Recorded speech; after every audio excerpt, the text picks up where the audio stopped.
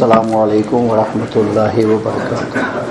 الحمدللہ رب العالمین والصلاة والسلام علی سید الانبیاء والمرسلین وعلی آلہ واصحابہ اجمعین، اما بعد، اعوذ باللہ من الشیطان الرجیم، بسم اللہ الرحمن الرحیم، فاسألوا اہل الذکر ان کنتم لا تعلمون، صدق اللہ مولانا العظیم۔ الصلاة والسلام علیک یا رسول اللہ،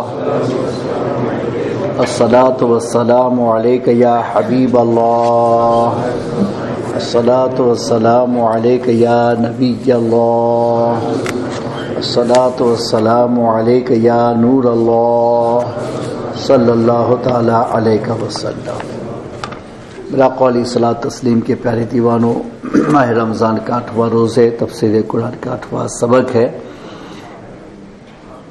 آج ہم لوگ بات کریں گے شرائط صحت اور اسباب وجوب کے بارے میں، اور بعض وہ فرض جو فرض قطعی کو چھوڑ کر کے فرض عملی مانے جاتے ہیں، اس پر بھی بات کی جائے گی۔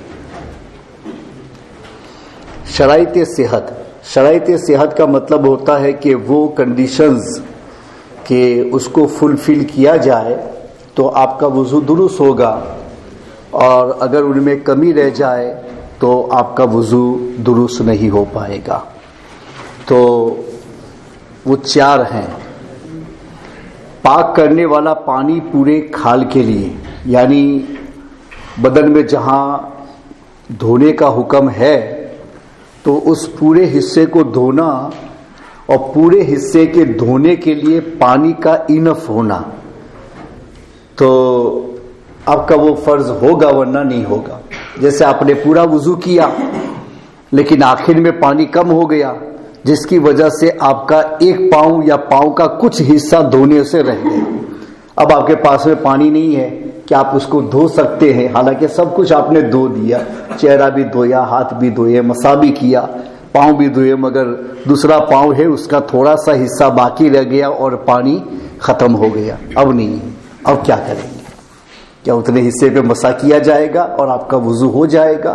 تو قانون یہ کہے گا کہ نہیں، پانی تمام اعضاء کو دھونے کے لیے مکمل ہونا چاہیے، جبکہ آپ کے پاؤں کا تھوڑا سا حصہ باقی رہ گیا اور اب پانی آپ کے پاس میں نہیں ہے، تو جتنا آپ نے وضو کیا ہے وہ بیکار چلا گیا، وہ وضو اب قابل قبول نہیں ہے۔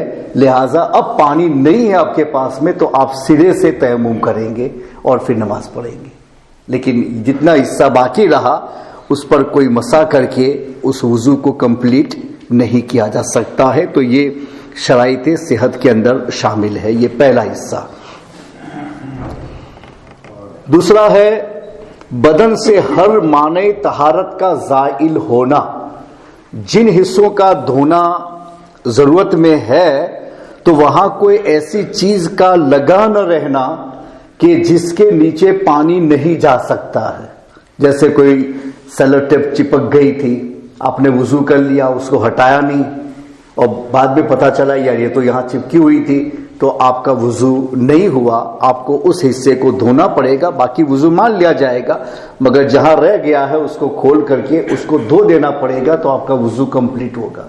اور ایسا نہیں کیا ہے تو پھر آپ کا وضو نہیں مانا جائے گا۔ تو بدن پر کہیں بھی کوئی ایسی چیز لگی ہے کہ جس کے نیچے پانی نہیں جا سکتا، تو ان چیزوں کو پہلے سے دور کرنا ضروری ہے۔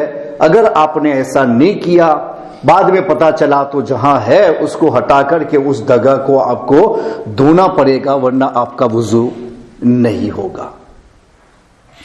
اور اس میں یہ بھی شرط ہے کہ آپ کے بدن کے جتنے حصے کا دھونا فرض ہے اس کو مکمل دھویا جائے۔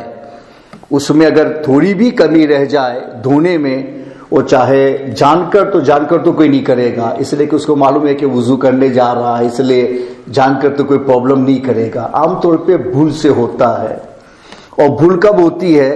جب آدمی مسئلہ نہیں جانتا ہے تو اس وقت وہ سمجھتا ہے کہ نہیں ہو گیا، اور حقیقت میں ہوتا نہیں ہے۔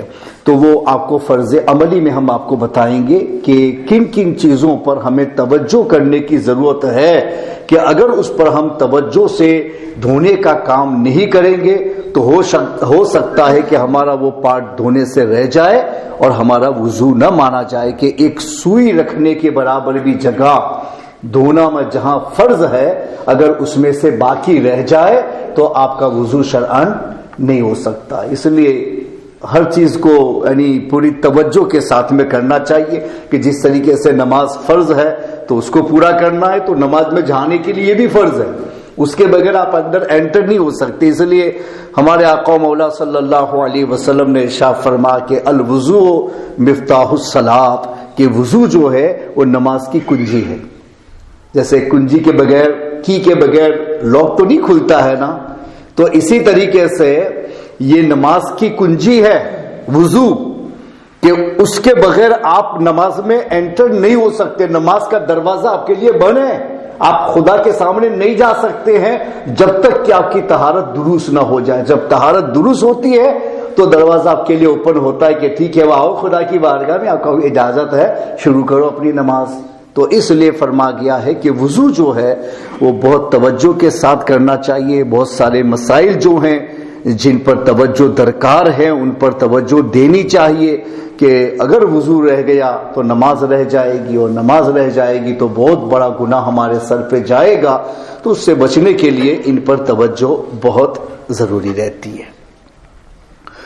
عورت کا حیض میں نہ ہونا یہ بھی شرائط صحت میں ہے، کہ اگر عورت حیض میں ہے تو وضو کرنے سے اس کا وضو شرعاً نہیں ہو سکتا ہے، غسل کرنے سے اس کا غسل شرعاً نہیں ہو سکتا ہے، وہ ایسے ہی ناپاک رہے گی جیسے پہلے تھی، تو وضو اور غسل اس کے لیے کوئی فرق نہیں کر سکتا۔ ہاں بدن کی صفائی الگ بات ہے اور شرعاً پاک ہونا الگ بات ہے۔ تو حیض والی اور نفاس والی جب تک اس پوزیشن میں ہے وہاں تک وضو اور غسل اس کے لیے کام کا نہیں ہو سکتا ہے۔ تو یہ چار چیزیں ہیں جن کو شرائط صحت میں شمار کیا جاتا ہے کہ ان کے بغیر آپ کا وضو اور غسل ہوگا ہی نہیں۔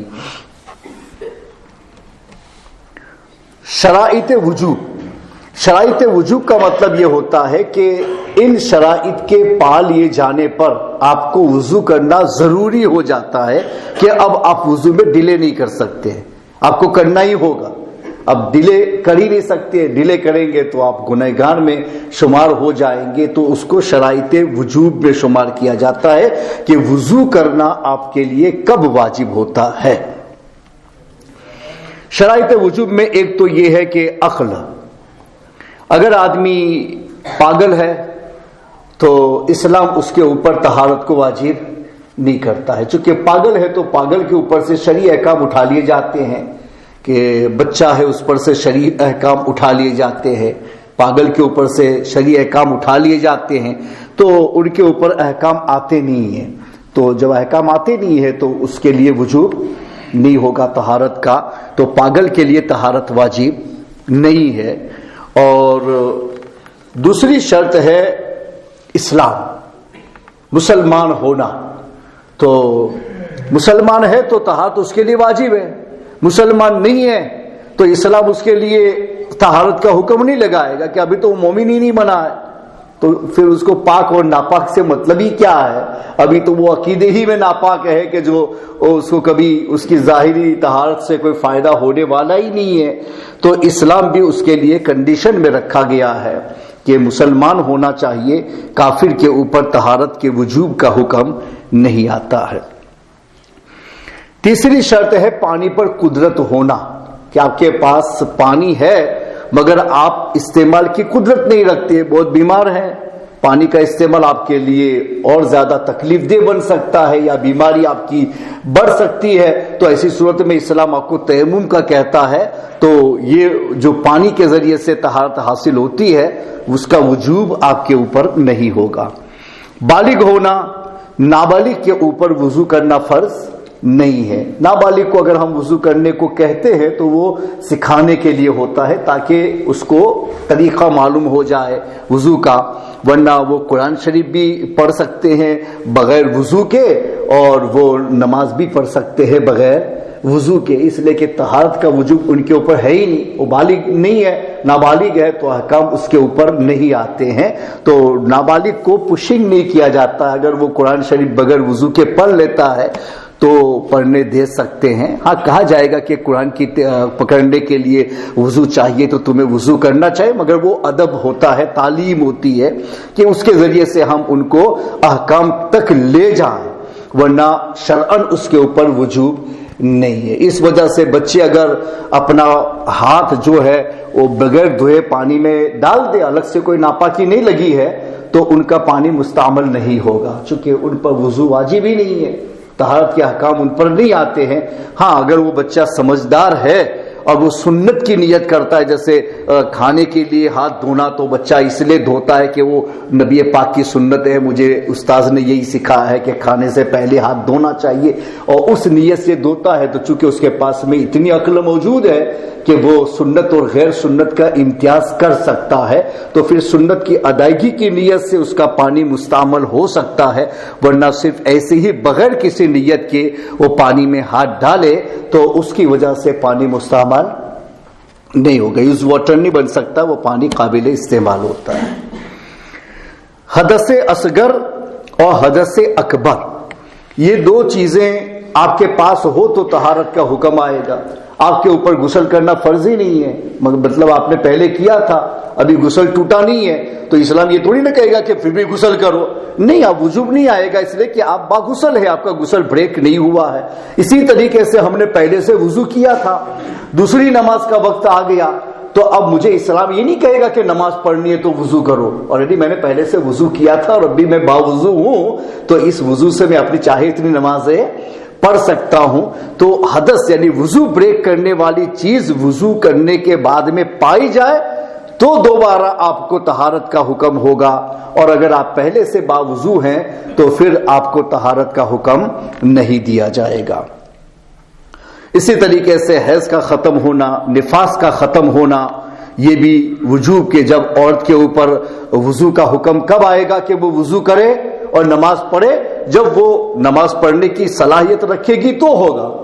جب تک حیض ہے وہاں تک نماز نہیں پڑھ سکتی ہے، قرآن کو ٹچ نہیں کر سکتی، اور ان دونوں کے لیے وضو فرض ہے، وہ کر ہی نہیں سکتی ہے، تو اسلام کیوں کہے گا کہ تم طہارت کرو؟ اس کو کرنا ہی نہیں ہے، تو اس کے اوپر وجوب نہیں آتا ہے۔ جب تک حیض ختم نہ ہو وہاں تک طہارت کا وجوب نہیں آتا ہے، نفاس ختم نہ ہو وہاں تک طہارت کا وجوب نہیں آتا ہے۔ اور 90ویں شرط اس میں وقت کا تنگ ہو جانا، یعنی ٹائم اتنا شارٹ ہو گیا ہے کہ اب میں وضو نہیں کرتا ہوں تو نماز ہی چلی جائے گی، تو اسلام کہے گا کہ نہیں، ایمرجنسی میں ابھی وضو کرو، اب اگر تم نہیں کرتے ہو تو اس کی وجہ سے نماز قضا ہو رہی ہے تو تم گنہگار میں شمار ہو جاؤ گے، تو اب ہمارے لیے وضو کرنا کیا ہو جائے گا؟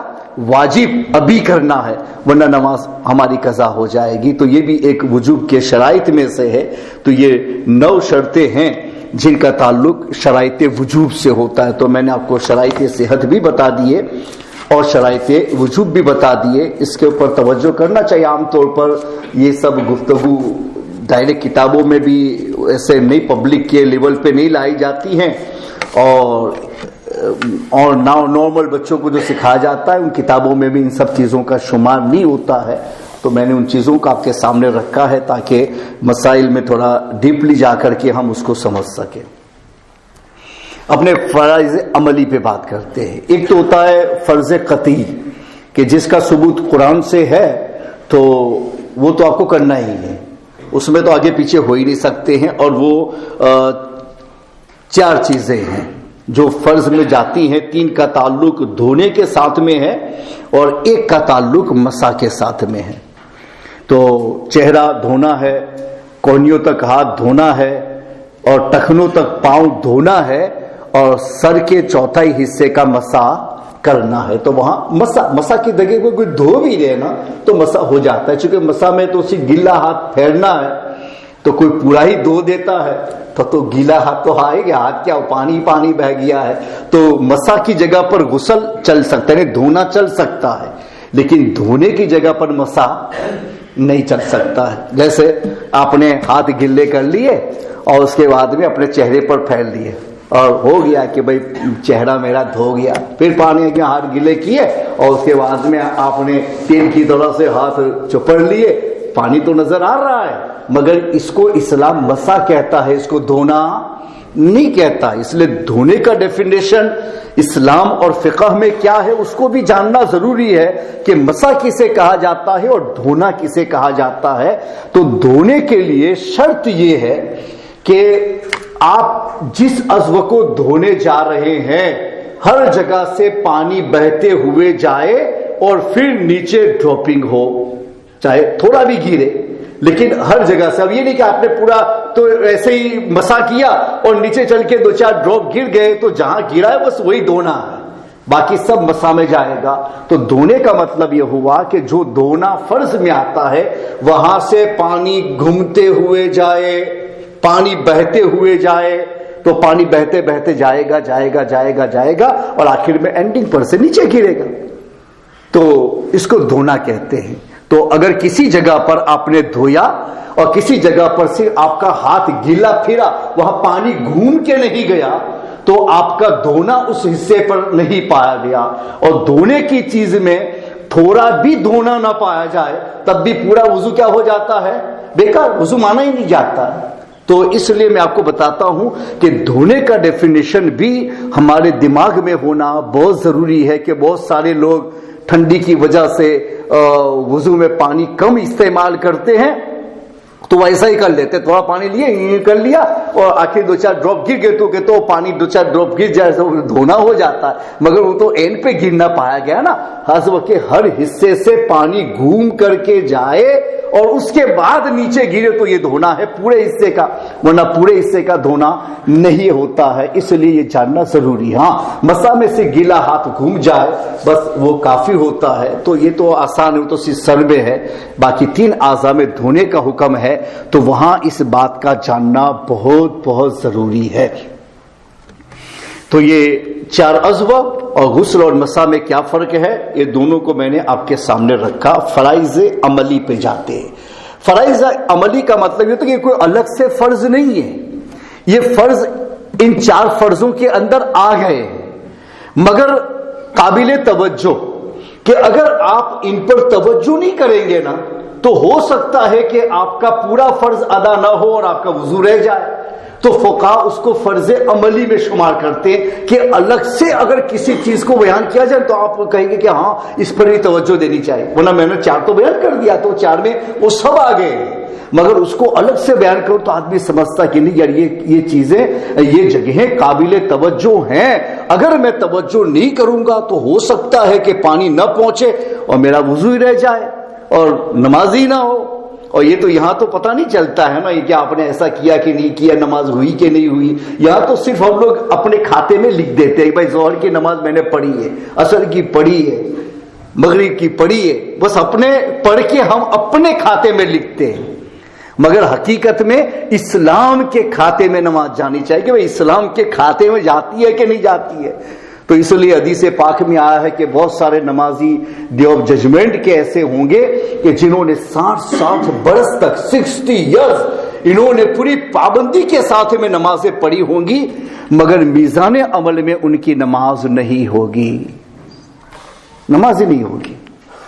تو سوال کرے گا میرے مولا میں نے تو اپنی زندگی کے 60 برس اس نماز کی پوری پابندی کے ساتھ میں لگائے تھے، میری نماز تو میرے نامہ اعمال میں نظر نہیں آتی ہے، تب اس کے سامنے ان کمیوں کو پیش کیا جائے گا کہ تم کو طہارت کا حکم ایسا تھا، تم نے طہارت ایسی کی تھی، طہارت ہی نہیں ہوئی تو نماز کہاں سے ہوگی؟ نماز میں اتنے فرائض تھے، اتنے شرائط تھے، اتنے وجوب تھے اور تم نے نماز پڑھی تو تم نے ان میں سے کسی کا خیال نہیں کیا، تم نے تو یہ چھوڑ دیا تھا فلاں نماز میں، یہ چھوڑ دیا تھا فلاں نماز میں، یہ چھوڑ دیا تھا، تو تم تو ایسی زندگی بھر نماز پڑھتے رہے۔ اب تم بتاؤ کہ نماز تمہاری چوائس کی ہم نے رکھی تھی یا ہم نے اپنی چوائس کی رکھی تھی؟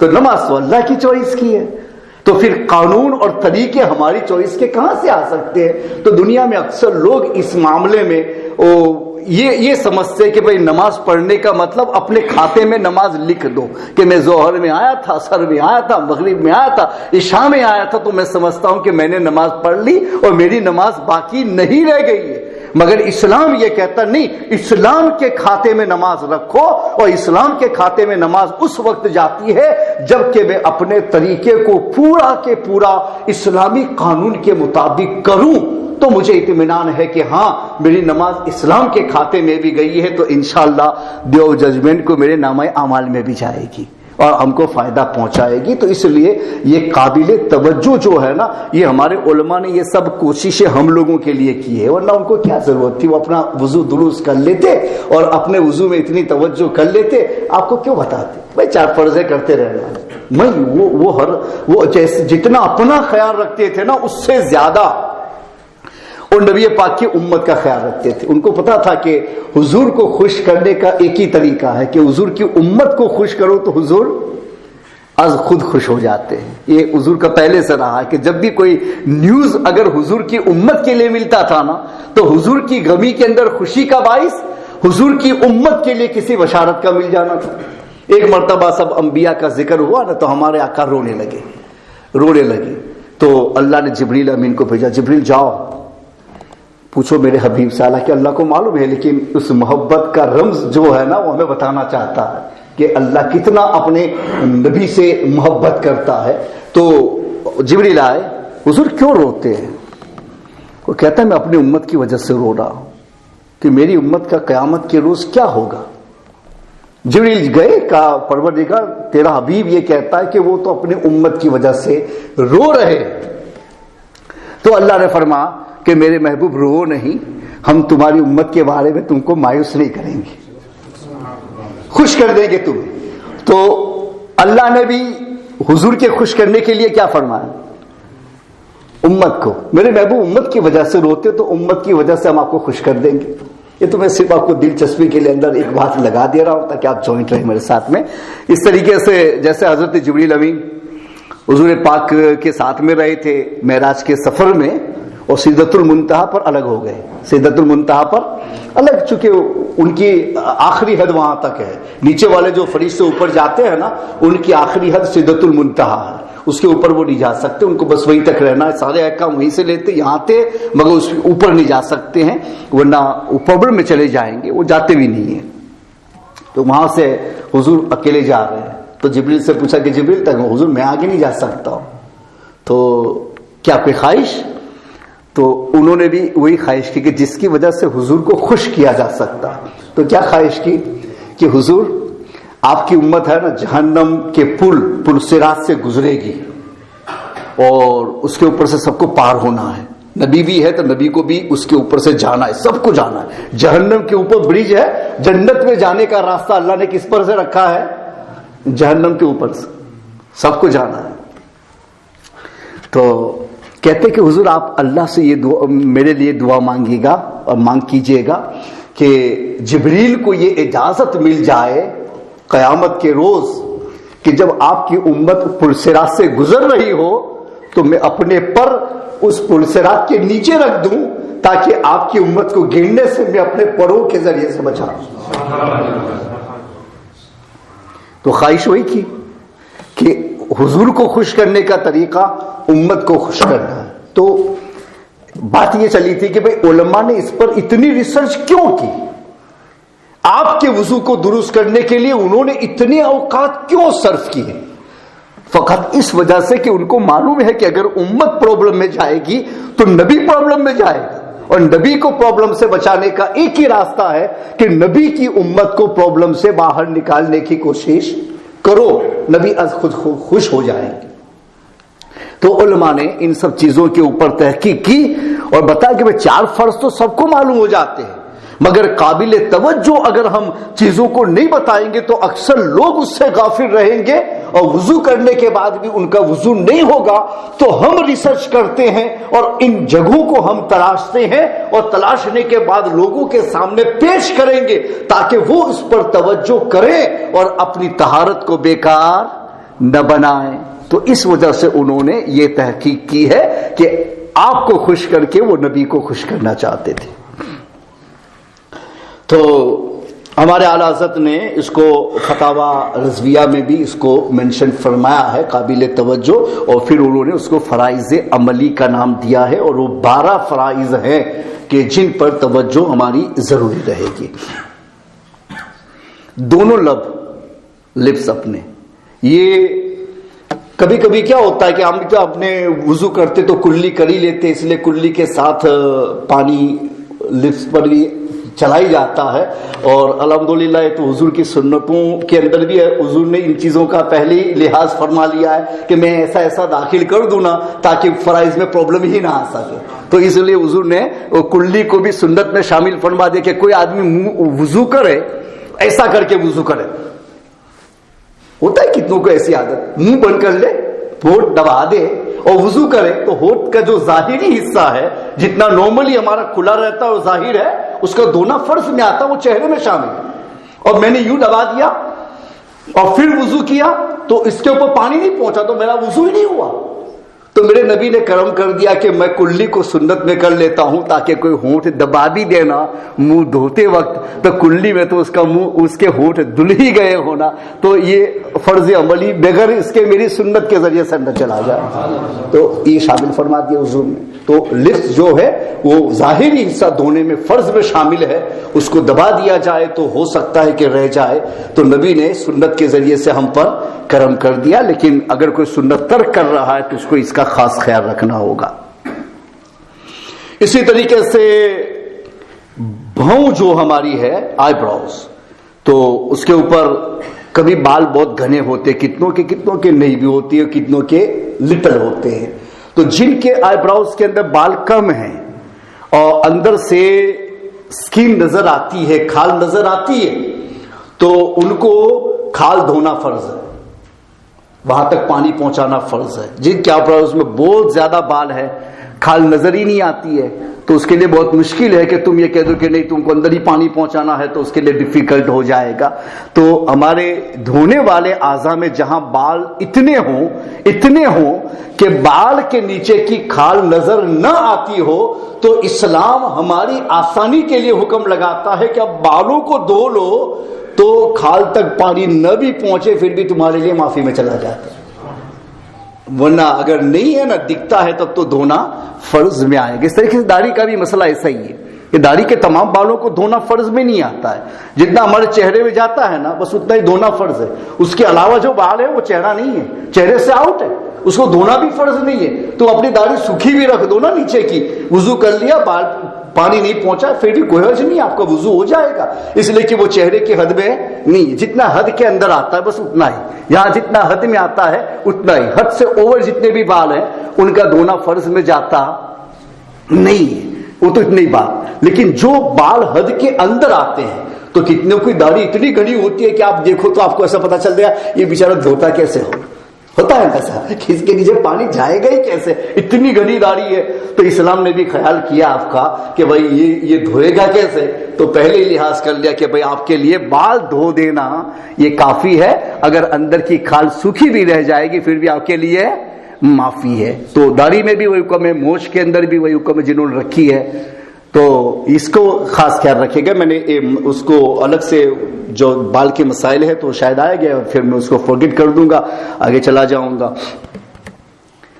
مونچھوں کا یہ یعنی تیسرا شرط اس میں رکھا ہوا ہے یہ فرض عملی میں، اور بچی کے نیچے کی کھال، یہ داڑھی کا اوپر والا حصہ ہے نا ہمارے یہاں، یہ داڑھی کے 2 حصے ہوتے ہیں اور ایک حصہ یہ الگ ہے اور اس کے نیچے کا جو کنٹینیو ہے نا وہ الگ ہے، یہ حصہ الگ ہے، تو اس کو بچی بولتے ہیں اردو والے کہ وہ چھوٹا حصہ ہے، اتنا ہی رہتا ہے وہ، اور داڑھی سے الگ ہے، مگر یہ رکھنا بھی ہمارے یہاں واجب میں شامل ہے کہ اس کو کاٹ نہیں سکتے ہیں۔ کچھ لوگ ہوتے ہیں کہ داڑھی کو میں اس کو کاٹ دیتے ہیں اور پھر کلین کرتے ہیں، تو وہ شرعی داڑھی میں شمار نہیں ہوتا ہے۔ کرنا ہو تو پورا ہی کر لو، نہیں یار صرف دکھلاوا مت کرو کہ ثواب بھی نہ ملے اور کرنا تو وہی ہے۔ اس سے بہتر ہے کہ سنت کے مطابق اگر ہم پورا کر لیتے ہیں تو یہاں بھی ہمارے لیے کام کا وہاں بھی کام کا. اور داڑھی میں تو اس لیے کام کا ہے, اگر کچھ آگے پیچھے ہو تو معاف رکھنا, کہ بتانا ہمارا کام ہے کہ ہو سکتا ہے کسی کے دل پہ بات اثر کر جائے نا, تو اس کی اپنی زندگی بن جائے, اور تمہاری وجہ سے ہماری بھی بن جائے. ہم لوگ بھی بتاتے ہیں تو تمہاری وجہ سے نہیں ہے, تمہاری وجہ سے کم ہوتا ہے, ہمارے اپنی وجہ سے زیادہ ہوتا ہے, کہ ہماری وجہ سے تم کام کرنے لگ جاؤ گے نا تو تمہارے کام کا ثواب تم کو بھی ملے گا, اور ہدایت ہم نے کی تو ہم کو بھی ملتا رہے گا. اس لیے ہمارے بھی فائدے کا. اس لیے مسئلہ ہے کہ امام کو نماز کا کتنا ثواب ملتا ہے آپ کو معلوم ہے؟ پبلک کی نماز امام کی نماز کے برابر کبھی نہیں ہو سکتی. اس لیے نہیں ہو سکتی کہ امام کے پیچھے جتنوں نے نماز پڑھی نا, ہر ایک کو اپنی نماز کا ثواب ملے گا جماعت میں, اور امام کو جتنوں نے پڑھی ہے ان سب کی ٹوٹل نماز کا ثواب اس کو دیا جائے گا. چونکہ وہ امام ہے اللہ کی بارگاہ میں, وہ آپ کا قائد بن کے جا رہا ہے, کہ آپ نہیں, آپ تو پیچھے کھڑے ہیں. اللہ پوچھے گا کہ نماز, تو آپ کہیں گے اللہ امام کے پیچھے ہوں, یہ ہماری طرف سے جو کچھ کر رہا ہے یہ کر رہا ہے, میں تو اس کے پیچھے جا رہا ہوں. تو یہ لیڈر بنتا ہے خدا کی بارگاہ میں, اور آپ کی نماز کو اس کے حضور میں پیش کرتا ہے, تو اس کی نماز کو کتنا بڑھا دیا گیا. جتنے ٹوٹل کی نماز کا ثواب ہے نا, اتنا ثواب امام کو اپنی اکیلے کی نماز کا ملتا ہے. اس لیے یہ منصب بڑا اونچا ہے, لیکن اس کی پابندیاں بھی اتنی اونچی ہے کہ پرابلم ہو جائے تو سب کا ذمہ بھی اسی کو لینا پڑے گا. تو یہ حصہ تو داڑھی میں مسئلہ, ہاں داڑھی کی بات تھی, تو داڑھی میں یہ مسئلہ ہے کہ اگر کوئی آدمی اس کو رکھ لیتا ہے, باقی جو سنتیں ہیں نا, جیسے مسواک کیا چھوڑ دیا, کیا تو ثواب, چھوڑ دیا تو گیا. جتنی سنتیں کلی کرو, ناک میں پانی ڈالو, اس کے علاوہ عطر لگاؤ, جتنے بھی سنتیں ہم کرتے ہیں کیا وہاں تک ثواب, اور ختم تو ختم. اور داڑھی ایک آدمی رکھ لیتا ہے نا, تو پھر وہ زندگی بھر اس کو چلاتا ہے, زندگی بھر چلاتا ہے. سو تب بھی ساتھ میں اور جاگو تب بھی ساتھ میں. تو الحمدللہ یہ حضور کی, صرف اکیلے حضور کی سنت نہیں ہے, یہ تمام انبیاء کی سنت ہے. تو داڑھی رکھنے میں آدمی کو اتنا ثواب نہیں ملتا ہے کہ حضور کی سنت پہ عمل کیا, تمام انبیاء کی سنت پر عمل کرنے کا ثواب دیا جاتا. گویا 1,24,000 نبیوں کی سنت پر ایک ساتھ میں عمل کر رہا ہوں. ایسا کہاں سے لائیں گے کہ 1,24,000 نبیوں کی سنت پر ایک ساتھ میں عمل ہو جائے؟ وہ داڑھی میں ہوتا ہے, اور پھر وہ ہمیشہ آپ کے ساتھ میں ہے. تو یہ سنت کا ثواب مسلسل جاری رہتا ہے, مسلسل جاری رہتا ہے کہ آپ کے ساتھ ہی ہے, اور یہ سنت تو الگ ہوتی ہی نہیں ہے. تو یہ اتنا بڑا ثواب, اتنا بڑا ثواب کہ اس ثواب کو آپ کیسے بیان کرو گے کہ ہر لمحہ آپ کے ساتھ, اور ہر لمحہ آپ کے لیے 1,24,000 نبیوں کی سنت پر عمل کا ثواب ایک مسلمان کو مسلسل ملتا ہے. اور جو اس کے خلاف جاتا ہے نا, شاید کہ وہ بہت بڑا لاس کر رہا ہے کہ وہ اتنے بڑے ثواب کو اپنے سے ہٹانے کی بات کر رہا ہے. تو یہ تو سمجھ میں آ جائے تو مجھے نہیں لگتا ہے کہ کوئی مسلمان آگے پیچھے ہوگا. الحمدللہ سب اسی حسن پر آنا چاہیں گے جو حسن اللہ اور رسول کو پسند آتا ہے. چھدری داڑھی کی کھال, یعنی داڑھی سے بال نظر آتے ہو تو کھال دھونا ضروری ہے. کن پٹیاں, کان کے پاس کی یہ لائن جہاں بال نہیں ہے, کان کے پاس میں, اس کو کن پٹی بولتے ہیں. کان کے پاس کے ایئر لائن جو ہے وہ پورا دھونا ہمارے نا فرض میں جاتا ہے. شافعی وغیرہ کے یہاں وہ مسا میں بھی چل سکتا, ہمارے یہاں نہیں ہے, تو یہ بھی دھونے میں آتا ہے. تو اکثر لوگ دھوتے یوں ہے نا, تو شاید ان کا ہاتھ ادھر نہیں بھی جا پاتا ہے. تو ادھر آپ کو توجہ کے ساتھ یوں کرنا ضرورت میں آئے گا. نہیں کریں گے تو یہ حصہ آپ کا رہ جائے گا, وضو نہیں ہوگا, اور کھاتے میں نماز جائے گی لیکن اسلام کے کھاتے میں نہیں آئے گی. تو یہ یاد رکھنا, یہ کن پٹی کا کان کی لائن جو ہے نا پوری, اس کو بھی دھونا ہمارے یہاں فرض میں شامل ہے, اس میں کبھی کمی نہیں ہونی چاہیے. زیورات کے اعضاء, جب آپ نے کوئی رنگ پہنی ہے, عورتیں بینگلز وغیرہ پہنتی ہیں, تو اس کے نیچے پانی پہنچانا توجہ کے ساتھ, نہیں ہلتی ہے تو ہلاؤ, آگے پیچھے کرو تاکہ نیچے پانی پہنچنے سے رہ نہ جائے, یہ بھی فرض میں شامل ہے. کونیاں, ایلبو, یہ جو حصہ ہے نا راؤنڈ ہے, اگر آپ پانی یوں ڈالو, آپ اگر اس کے اوپر پانی ڈالو تو جاتا تو ہے ہر جگہ پانی, لیکن یہ جو کوہنیوں والا حصہ ہے نا یہاں نہیں جاتا ہے. اس پر پانی ڈالنے کے لیے آپ کو ایسا کرنا ہی پڑے گا, यहाँ के लिए खास तौर पे ये चमड़ी के लिए आपको ऐसा करना पड़ेगा, जहां भी धोएंगे आपको यूं करना पड़ेगा। तो इसको भी फर्ज अमली में शामिल किया कि नहीं करोगे तो खुद से नहीं जाएगा, तो आपको इस पर तवज्जो करनी है। ये 8 हुए। 9वां, सर पर मसा की रहनुमाई। सर पे मसा करना 1 क्वार्टर फर्ज है, चाहे किसी भी जानिब से हो, 1 क्वार्टर से कम नहीं होना चाहिए। उससे ज्यादा हो तो सही बात है और पूरे सर का हो तो सुन्नत है, लेकिन 1 क्वार्टर से कम नहीं होना चाहिए। मसे रास की फर्ज मिकदार ये 1 क्वार्टर है। टखने का हमारे पांव के ऊपर की ये घुट्टियां अपने बोलते हैं अपने यहाँ, इधर लेफ्ट और राइट की जो हड्डी है ना, जो जोड़ है अपने पांव का, तो वो जो उसको धोना हमारे यहाँ फर्ज में शामिल है। मगर उसको आप यूं ही पानी डाल दो तो उस पर पानी नहीं जाएगा, तो वहां हाथ फेरना जरूरत में आता है, तो ताकि तवज्जो के साथ उस पर पानी घूम जाए।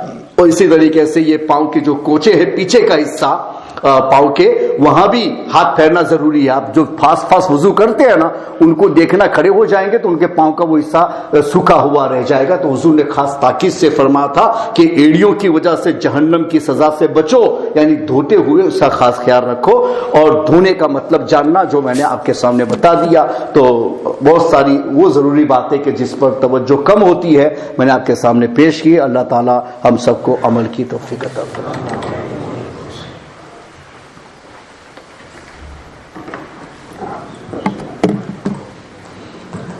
अस्सलामु अलैकुम वरहमतुल्लाहि वबरकातुह। बिस्मिल्लाहिर्रहमानिर्रहीम। सल्लल्लाहु अला नबील उम्मी व आलिहि सल्लल्लाहु तआला अलैहि वसल्लम। सलातun व salamun alayka ya Rasulullah. Inshallah, today we will speak in regards to the conditions that are required in order to complete our wuzu. So initially there are 4 conditions which are required for a person in order for them to be able to complete their wuzu. The first is that they have to have enough clean water to wash the first parts that are required in wuzu, which we will cover later on. So he must have enough clean water in order to complete it. If a person has completed the entire wuzu and one small area of his feet, for example, was left dry, then this wuzu will not be complete, as this is a fard aspect of wuzu. Number 2, there must not be anything stuck on the first body parts. For example, if a sellotape or anything, any form of material is stuck on the body, which is forced to wash in wuzu, whereby the water is unable to penetrate through, then the wuzu will not be accepted. So that could be anything. It could be, for example, non-penetrable paint, or it could also be, even if it was something as simple as a sellotape or something that was stuck on the body, that water is unable to pass through this, and you realize later, then you just wash that body part again. There's no requirement to do the entire wuzu again, just wash that body part again and your wuzu will be complete. Number 3, washing the first parts in its entirety. If even one area equivalent to a needle is left dry of the first parts of the body, then the wuzu will not be complete. The wuzu will now have to be done properly, i.e. wash that body part correctly. And number 4 is the woman should not be in the state of hayz or nifas. If she is, then regardless of how many times she does wuzu or how many times she does ghusl, it will not be accountable for. This wuzu or ghusl will not be accepted. She is only able to do wuzu or ghusl after she has become pure. So there are conditions of requirements for wuzu, i.e. when wuzu becomes wajib on an individual. If these conditions are not met, then wuzu will not be wajib on a person. Number 1 is that a person must be sane. He must have mental faculty to be able to understand the farziyat, the necessity of wuzu. Number 2 is Islam, meaning he must be a believer. If a non-believer he does wuzu, then this is not accountable for. His wuzu will not be considered as wuzu, it will not be purification. For his belief is impure, so physical impurity cannot be taken away if a belief is impure. Number 3 is to have the ability to use water. So for example, if a person has a health condition whereby he is unable to use water, then wuzu or ghusl will not be wajib on that person. Of course, the options, the alternatives will be present in the form of tayammum. But in when we talk about specifically wuzu or ghusl, he will not be able to do wuzu or ghusl, so it will not be wajib on that person. Number 4, a nabaligh, a non-mature individual, a child who is not yet of age. That child will not have to do wuzu regardless of whether he is touching the Quran or reciting salah. But as a way of training them, as a way to teach them, we should encourage them to do wuzu before they touch the Quran, before they recite salah, so that it becomes a habit of theirs and it becomes ingrained, especially at that age where their mind is like a sponge. Whatever you feed them, they will take. So if you feed them and teach them that they need to do wuzu, then they will do wuzu. But if a non-baligh child does touch the Qur'an, then there is no harm in this, as wuzu is not wajib on that person, on that child. Number 5, that you are in the state of hadath akbar or hadath asghar. For example, if a person is not in the requirement of wuzu and he does wuzu again, then that's fine, it is sunnah. But it will not say that wuzu is wajib on a person if he is already in the state of wuzu. So for example, if someone has already done wuzu and then someone says for salah you need to go and do wuzu, then of course he's going to say that I'm already in the state of wuzu. So wuzu will not be wajib on a person who is already purified, he's already clean himself, he's already done wuzu himself. Number 6 is once the hayz and nifas has completed, meaning when a woman has ended on her period or on her postnatal bleeding, then during these times, wuzu, after she has become pure, wuzu or ghusl will become wajib after it. Not during it, it will be only after it, as we've already mentioned earlier. Number 7 is that if you don't have enough time, so the time is short, and you don't have time, that if you were now to look at the time and you were to do wuzu and recite your salah, then that is the only time that is left, meaning the time is so short that the only time left now is enough to be able to do wuzu and to recite your salah, then wuzu is wajib upon that person immediately. Wuzu will become wajib on that person immediately. If he doesn't, then he will be reputable for it, because he has delayed his time so much so that now he has not got enough time to do wuzu and recite his salah. So if the time is that short, then wuzu will become wajib immediately on that person. Now there are 4 aspects of wuzu which are proven by Farz Qat'i and they are proven from the Qur'an, as we had mentioned a few days ago as well. And the first is to wash the face, to wash the arms, both arms, wash the masa of the head, and to wash both feet. Now these are fara'is which are generally just given, and these are fara'is which we know. However, if someone, just to touch upon the masa aspect actually before, is that if someone washes the head rather than masa on the head, then this will also suffice, because within masa, washing would be incorporated within the masa. But if it's the opposite, so if someone does masa on the washing part, masa meaning wiping, then the wuzu will not count, because he will have not washed that body part in the correct manner. So what is considered washing? We know what masa is. Masa is just wiping with a wet hand over a body part. So that's simple. But what is washing? Washing is considered when the entire body part must have water flowing through it, and at the end of it, water would drop down. Okay, so the main point here is that water has to flow through the entire body part that is required to be washed. So for example, if it's the face, water has to flow from top to the bottom in its entirety. If someone starts his wuzu from here and then wipes the top, the wuzu will not count. So it's important that we wash from the top all the way to the bottom, as opposed to starting from the middle and then just wiping on the top. Some people also, what they do is get water, they drop the water and then wipe the face. This will also nullify the wuzu. It will not count as wuzu, as this will be wiping the face. This will not be considered as washing the face. Now there's also farz amali, which are 12, and these are areas of each of the body parts, which we've already mentioned, each 4 body parts. Then each of these have their own respective fara'is in itself.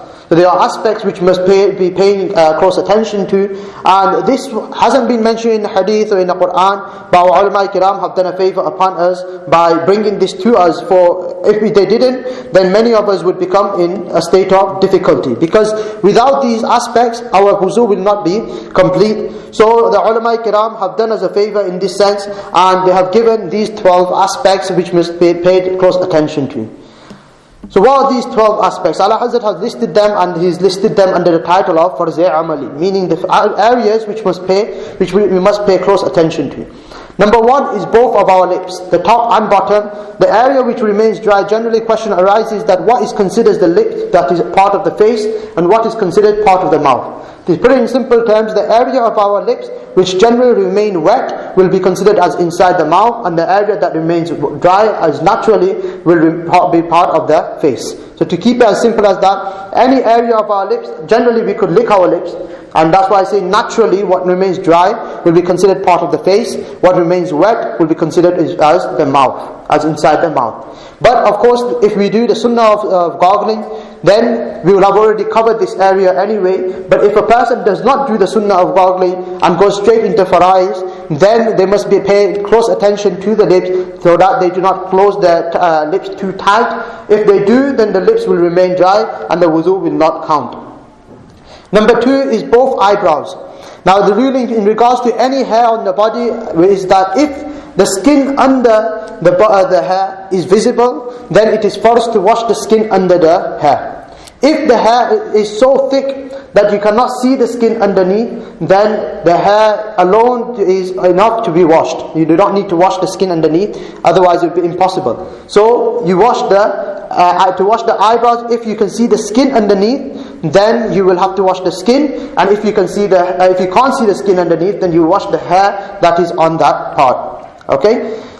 This is for any ruling in regards to any hairs on the body parts when it comes to any forest area, whether it be for wuzu or ghusl. So number 3 is mustache. Same ruling will apply here. If the skin is visible, then you must wash the skin. If the skin is not visible, then you will wash the hair, and that will suffice. Number 4 is the hair under the lips, which is generally the hair that is immediately straight under the lips that grows. This is also considered in the sunnah of Huzur sallallahu ta'ala alayhi wa sallam, so we mustn't cut this also. This should also remain. We should keep this as well, and this is also considered as part of the sunnah of a beard. Bringing me nicely on to number 5 is the beard. Again, a sunnah of Huzur sallallahu ta'ala alayhi wa sallam. But the beauty of this sunnah, as I was mentioning, is that this sunnah will always stay with us. Certain sunnahs we do, we get the reward. When we're not doing, we don't get the reward. But this sunnah is such that if a person keeps a beard, then Allah subhanahu wa ta'ala constantly rewards that person for acting upon a sunnah of Huzur sallallahu ta'ala alayhi wa sallam. And not only is it a sunnah of the Prophet sallallahu ta'ala alayhi wa sallam, but Huzur sallallahu ta'ala alayhi wa sallam has said that this is a sunnah of all the Anbiya Kiram that have come.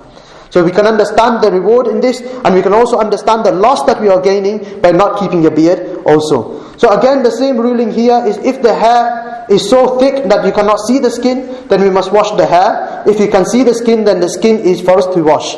Now the area which is for us to wash in terms of the beard is the area that is considered part of the face. So when we push the beard back, then whatever hair is left on the face, that is considered for us to wash, not the hair that is hanging off the end. Okay, so the only hair that is on the face that will be considered as fard.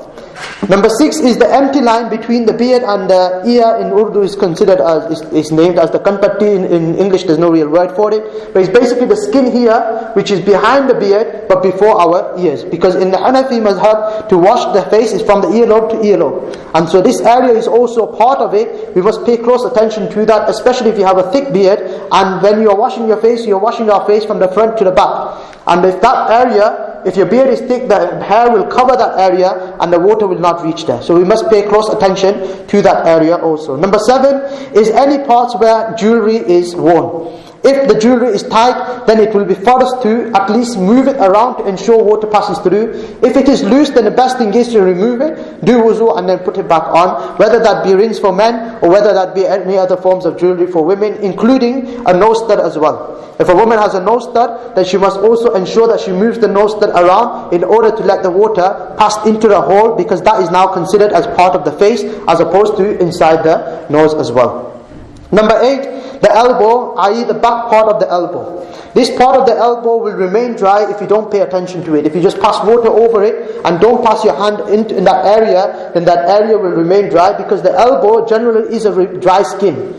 Especially if you are using cold water in this country in winter, for example, in the morning, if the water is cold and you're doing wuzu with cold water, then this area is bound to remain dry because water will not pass over that easily.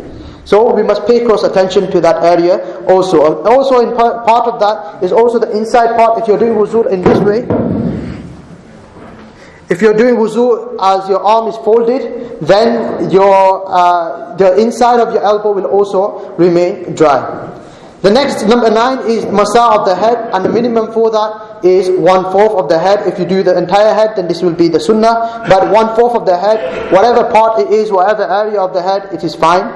Number 10 is the ankle bones, i.e. on the both sides of your ankles, the bone that sticks out. Underneath that, generally remain dry without paying attention to.